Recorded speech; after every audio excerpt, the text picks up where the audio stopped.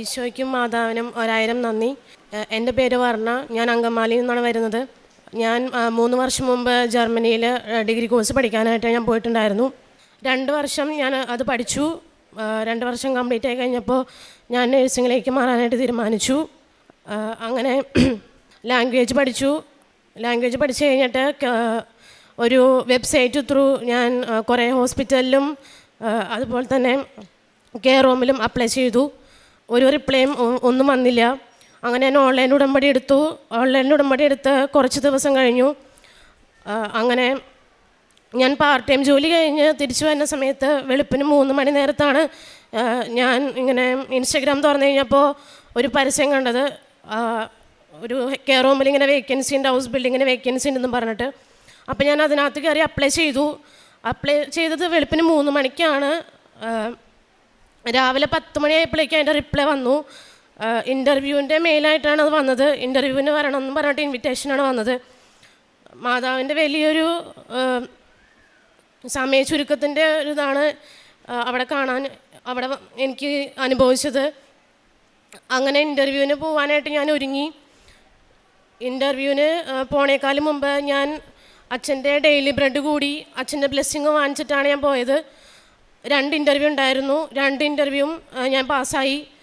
Not by merit but by ഗ്രേസിലൂടെയാണ് എനിക്ക് 2 ഇൻ്റർവ്യൂവും പാസ്സാവാൻ പറ്റിയത്.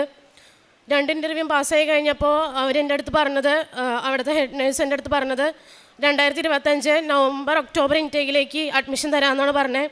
പക്ഷെ അവരൊരു വെക്കേഷന് പോയി. വെക്കേഷൻ കഴിഞ്ഞ് ഒരു 2 ആഴ്ച കഴിഞ്ഞ് തിരിച്ചു വന്നപ്പോൾ അവരെൻ്റെ അടുത്ത് പറഞ്ഞു, നവംബർ ഇൻടേക്ക് ഫുള്ളായി, ഇനി മെയ് ഇൻടേക്ക് ഉള്ളൂ എന്ന് പറഞ്ഞു. അങ്ങനെ മെയ് ഇൻടേക്കിലേക്ക് ഞാൻ റെഡിയാന്ന് പറഞ്ഞു. അപ്പോഴേക്കും എൻ്റെ വിസ തീരാറായിരുന്നു. അങ്ങനെ വിസയ്ക്ക് അപ്ലൈ ചെയ്തപ്പോൾ കെയർ ഹോമിൽ നിന്ന് അവരെൻ്റെ അടുത്ത് പറഞ്ഞത് 2026 തുടങ്ങുന്ന കോഴ്സായതുകൊണ്ട് അവർക്ക് നേരത്തെ കോൺട്രാക്റ്റ് തരാൻ പറ്റില്ല എന്ന് പറഞ്ഞു. അങ്ങനെ നാട്ടിലേക്ക് തിരിച്ചു പോകേണ്ടി വന്നു. ഒക്ടോബറിലാണ് ഞാൻ നാട്ടിൽ വന്നത്. അങ്ങനെ അഖണ്ഡ ജപമാല റാലിയിൽ പങ്കെടുക്കാൻ പറ്റി. എൻ്റെ എല്ലാ ഡോക്യുമെൻസും ഞാൻ അഖണ്ഡ ജപമാലയിൽ കൊണ്ടുവന്നു. എൻ്റെ ബാഗിലിട്ടിട്ട് ഞാൻ കൊന്ത ചൊല്ലി അഖണ്ഡ ജപമാല റാലിയിൽ ഫുള്ളും ഞാൻ എൻ്റെ ഡോക്യുമെൻറ്റ്സ് വെച്ചിട്ടാണ് പ്രാർത്ഥിച്ചത്. അത് കഴിഞ്ഞ് നവംബർ 2-ാം തീയതി ഞാൻ തീർത്ഥാടന ഉടമ്പടി എടുത്തു. 2026 തുടങ്ങുന്ന കോഴ്സിന് അവർ മെയ്യിൽ 2026 തുടങ്ങുന്ന കോഴ്സിന് അവർക്ക് 2025 തരാൻ പറ്റില്ല എന്ന് പറഞ്ഞ കോൺട്രാക്റ്റ് അവരെനിക്ക് 2025 ഡിസംബർ 20-ാം തീയതി അവരെനിക്ക് കോൺട്രാക്റ്റ് തന്നു. അങ്ങനെ VFSൽ ഡേറ്റ് എടുത്തു. എല്ലാ കാര്യങ്ങളും നല്ല രീതിക്ക് നടന്നു. VFSൽ പോകുന്നതിന് മുൻപ് VFSൽ പോകുന്നതിന് മുൻപ് പാസ്പോർട്ടിലും പിന്നെ എൻ്റെ എല്ലാ ഡോക്യുമെൻസിലും ഞാൻ ഉടമ്പടി തൈലവും അതുപോലെ തന്നെ ഉടമ്പടി ഉപ്പും ഇട്ട് വിശ്വാസ പ്രമാണം ചൊല്ലിയിട്ടാണ് പോയത്. പാസ്പോർട്ടിൽ ഉടമ്പടി തൈലം തേച്ചപ്പോൾ ഞാൻ പറഞ്ഞത്, മാതാവെ ഈ പാസ്പോർട്ട് തിരിച്ചു വരുമ്പോൾ അതിനകത്ത് വിസ ഉണ്ടായിരിക്കണമെന്നാണ് ഞാൻ പറഞ്ഞത്. എല്ലാ ദിവസവും ഡെയിലി ബ്രെഡ് കൂടുമ്പോഴും ഞാൻ എൻ്റെ ഡോക്യുമെൻറ്റ്സ് സമർപ്പിച്ച് പ്രാർത്ഥിക്കുമായിരുന്നു. അതിപ്പോൾ അങ്ങനെ VFSൽ പോയി. VFSൽ കയറിയപ്പോൾ തൊട്ട് ഞാൻ വിശ്വാസ പ്രമാണം ചൊല്ലി പ്രാർത്ഥിക്കാൻ തുടങ്ങി. അതുപോലെ തന്നെ VFSൽ ഉള്ളിലും ഞാൻ ഉപ്പിട്ടിട്ട് പ്രാർത്ഥിച്ചു. അങ്ങനെ ഡോക്യുമെൻറ്റ്സ് എല്ലാം സബ്മിറ്റ് ചെയ്തു. ഈശോയുടെയും മാതാവിൻ്റെ അനുഗ്രഹം കൊണ്ട് എനിക്ക് ഈസ്റ്ററിൻ്റെ തലേ ദിവസം ഏപ്രിൽ 4-ാം തീയതി എനിക്ക് വിസ വന്നു. ഈശോയും മാതാവും തന്ന എല്ലാ അനുഗ്രഹങ്ങൾക്കും ഞാൻ നന്ദി പറയുന്നു. കാരുണ്യ പ്രവൃത്തി ഞാൻ ജർമ്മനിയിലായിരുന്ന സമയത്ത് എല്ലാ മാസവും ഞാനൊരു കെയർ ഹോമിൽ ഞാൻ ഫുഡ് കൊടുക്കണ്ടായിരുന്നു. പ്രേക്ഷിത പ്രവർത്തനം പത്രം ഞാൻ റോഡ് സൈഡിലും അതുപോലെ തന്നെ ബസ് സ്റ്റോപ്പിലും വീടുകളിലും കയറിയിട്ട് ഞാൻ കൊടുക്കുമായിരുന്നു. പിന്നെ വഴിയിലിരിക്കുന്ന ഭിക്ഷക്കാർക്കും ഞാൻ പൈസ കൊടുക്കുമായിരുന്നു. ഉടമ്പടി എടുത്തതിലൂടെ എനിക്ക് ഒത്തിരി വ്യത്യാസങ്ങൾ വന്നിട്ടുണ്ട്. പ്രാർത്ഥനയുടെ കാര്യത്തിലാണെങ്കിലും ബൈബിള് ഞാൻ അരമണിക്കൂറിൽ കൂടുതൽ വായിക്കുമായിരുന്നു. പ്രാർത്ഥന ഞാൻ രാവിലെ തൊട്ട് ഞാൻ പ്രാർത്ഥന ചൊല്ലും. ഞാൻ വേറൊരു കാര്യം ഞാൻ ചെയ്യാറില്ല. പ്രാർത്ഥന ഞാൻ മുടക്കാറില്ല. പ്രത്യക്ഷീകരണ പ്രാർത്ഥന ഞാൻ എഴുതുമായിരുന്നു. എൻ്റെ നിയോഗങ്ങൾ ഞാൻ അതിനകത്ത് എഴുതുമായിരുന്നു. അതുപോലെ തന്നെ 2 മണിക്കും 2:30ക്കും ഇടയ്ക്കുള്ള സമയത്ത് ഞാൻ 7 വട്ടം പ്രത്യക്ഷിക്കുന്ന പ്രാർത്ഥന ചൊല്ലും. ഈശോയും മാതാവും തന്ന എല്ലാ അനുഗ്രഹങ്ങൾക്കും ഞാൻ നന്ദി പറയുന്നു. സങ്കീർത്തനങ്ങൾ 145, 18, 19 തിരുവചനങ്ങൾ. തന്നെ വിളിച്ചപേക്ഷിക്കുന്നവർക്ക്, ഹൃദയ പരമാർത്ഥതയോടെ വിളിച്ചപേക്ഷിക്കുന്നവർക്ക് കർത്താവ് സമീപസ്ഥനാണ്. തൻ്റെ ഭക്തന്മാരുടെ ആഗ്രഹം അവിടുന്ന് സഫലമാക്കുന്നു.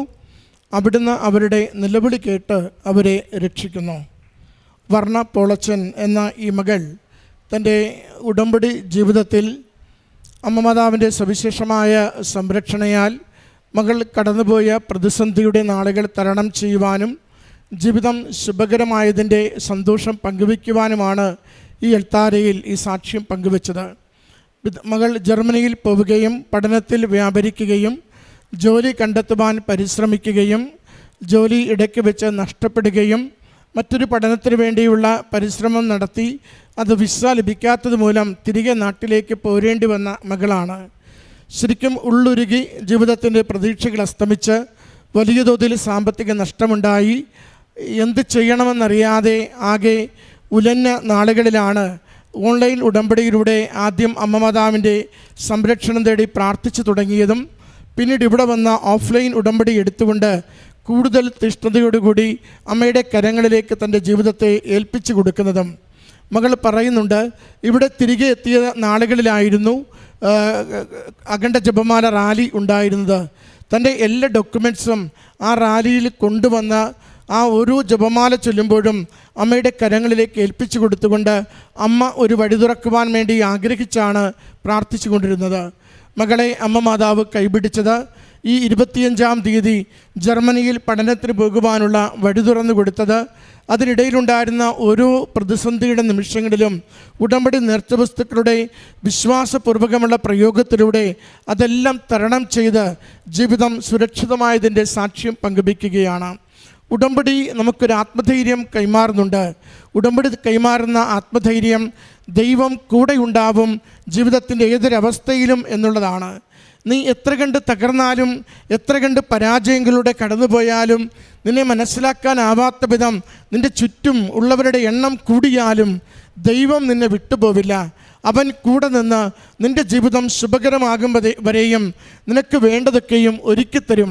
അതിന് ഏറ്റവും എളുപ്പമുള്ള കൂടെ കൂട്ടാവുന്ന വ്യക്തി അമ്മ മാതാവാണ്. അതുകൊണ്ടാണ് ദുരന്തമുഖത്ത് ജീവിതത്തിൽ ചേർത്ത് പിടിച്ച് നാം ഈ കൃപാസന മാതാവുമായി ഉടമ്പടി ജീവിതത്തിൽ മുന്നേറുമെങ്കിൽ നമുക്ക് ദൈവത്തിൽ നിന്നുമുള്ള അനുഗ്രഹത്തിന് അമാന്തമുണ്ടാവില്ല. ദൈവം നമ്മളെ കൈവിട്ടെന്നൊരിക്കലും നമുക്ക് തോന്നില്ല. അതിൻ്റെ ഓരോ വഴികളും ഓരോ തടസ്സങ്ങളും കടന്നുകൊണ്ട് ഒരു സുരക്ഷിതമായ ജീവിതം എത്തും വരെയും ദൈവം കൂടെ നിൽക്കുന്ന അനുഭവങ്ങൾ അടയാളങ്ങളിലൂടെ അമ്മ മാതാവും ഈശോയും കൈമാറിക്കൊണ്ടിരിക്കും. അതിൻ്റെ സാക്ഷ്യമാണ് ഈ മകൾ ഈ എൽത്താരയിൽ കണ്ണീരോടുകൂടി പങ്കുവെച്ചത്. അവൾ കടന്നുപോയ പ്രതിസന്ധികൾ, കേട്ട ജീവിതത്തിൻ്റെ സങ്കടകരമായ വർത്തമാനങ്ങൾ എല്ലാം അവസാനിച്ചു എന്ന് കരുതിയ ദിവസങ്ങൾ, അതിനൊക്കെയും ഈ അമ്മയുടെ അരികിൽ പരിഹാരമുണ്ട്. അമ്മയിൽ നമ്മൾ ശരണപ്പെടുമ്പോൾ അമ്മ ഈശോയ്ക്ക് നമ്മളെ കൊടുത്തുകൊണ്ട് ജീവിതത്തെ ശുഭകരമാക്കും. ഈ മകൾക്ക് ലഭിച്ച അനുഗ്രഹത്തിന് അമ്മ മാതാവിനും തിരുക്കുമാരനും നന്ദി പറഞ്ഞുകൊണ്ട് കരങ്ങളടിച്ച് ഈ സാക്ഷ്യം സമർപ്പിക്കാം. അത്യപൂർവ ദൈവാനുഭവങ്ങൾ ഇനി നിങ്ങൾക്കും സ്വന്തം. ഈ യൂട്യൂബ് ചാനൽ ഇതുവരെ സബ്സ്ക്രൈബ് ചെയ്തിട്ടില്ലെങ്കിൽ ഇപ്പോൾ തന്നെ സബ്സ്ക്രൈബ് ചെയ്യുക. ഈ വീഡിയോ ഇപ്പോൾ തന്നെ നിങ്ങളുടെ സുഹൃത്തുക്കൾക്ക് ഷെയർ ചെയ്തുകൊണ്ട് കർത്താവിൻ്റെ പ്രേക്ഷിതരാകുക.